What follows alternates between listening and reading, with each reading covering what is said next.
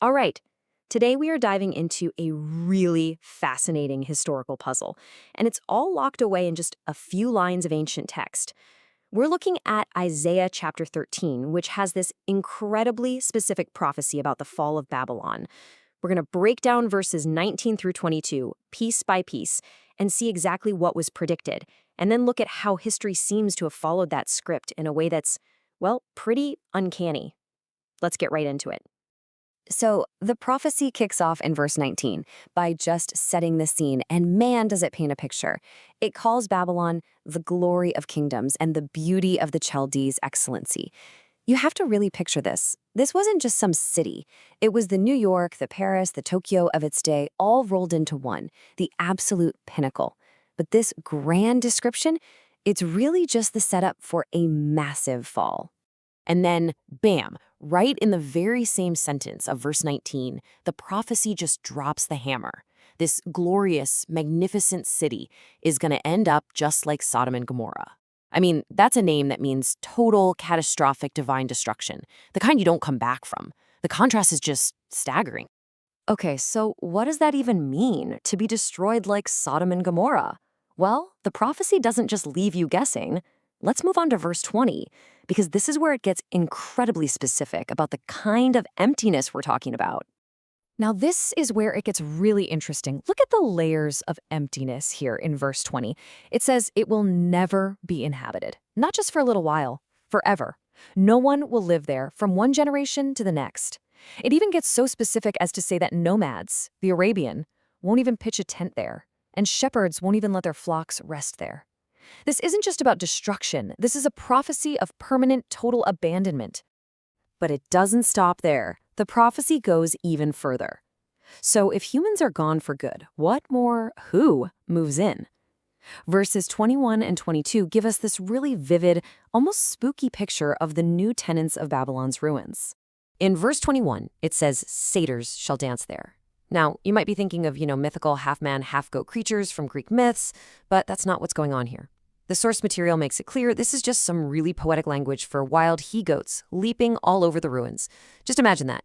Wild animals taking over what used to be palaces. Then, verse 22 throws another interesting word at us. It says dragons will be crying in their pleasant palaces. And again, we're not talking about fire-breathing monsters. The interpretation here is that this word means jackals. So the beautiful music and the voices of people in these amazing palaces will be replaced by the haunting howls of jackals at night. And you see this pattern continue, right? The text also mentions wild beasts of the islands, which the source suggests refers to whalers. So think wolves, maybe more jackals. The whole point being hammered home is that this great city is prophesied to become a complete wilderness, just filled with the sounds of wild animals. So there you have it, a super detailed prophecy. Total, permanent desolation, where a once great city is basically reclaimed by nature. The big question, of course, is, did it actually happen? Let's switch gears from the ancient text to actual history and find out. And this is where things get, kind of mind-bending. The source points out something absolutely crucial. Isaiah made this prediction way back around 730 BC, and at that point, Babylon was a big deal, sure, but it was not the world-dominating empire it would later become. The prophecy was written before Babylon even hit its peak. And that's what makes this whole thing so strange. I mean, think about it. Plenty of great ancient cities got conquered, right? But they were usually rebuilt. They survived. So why was Babylon different? Why did it get this specific sentence of permanent, total emptiness when so many others didn't? This table just makes the point crystal clear. Look at Jerusalem or Damascus. Both were major ancient capitals. They were destroyed, they were rebuilt, and today they're bustling, living cities. And then there's Babylon. Once the glory of kingdoms, now a lonely stretch of uninhabited ruins. Pretty much just as Isaiah described. Okay, let's dig into the timeline for a second, because this adds another wild layer to the story.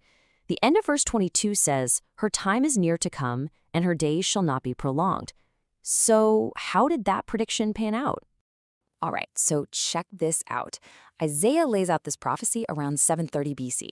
More than 100 years go by before Babylon even becomes that world-class empire, around 612 BC. Then it falls to Cyrus the Great in 538 BC, and after that, it's this long, slow fade until by about 100 AD, it was completely abandoned. Just gone, left to the wind and the sand. So if you do the math, how long was Babylon actually on top of the world? From its rise to empire status in 612 BC to its fall in 538 BC. It's just 76 years. 76! For a world empire, that is a blink of an eye. The prophecy that its days shall not be prolonged, well, that seems strikingly accurate, doesn't it? And that's really the question we're left with, isn't it? It's the whole point of this deep dive. How on earth does a text written before an empire even hits its zenith manage to predict not just its downfall, but a very specific, unique, and permanent desolation that happens centuries later and sets it apart from all these other great cities? That is something to think about.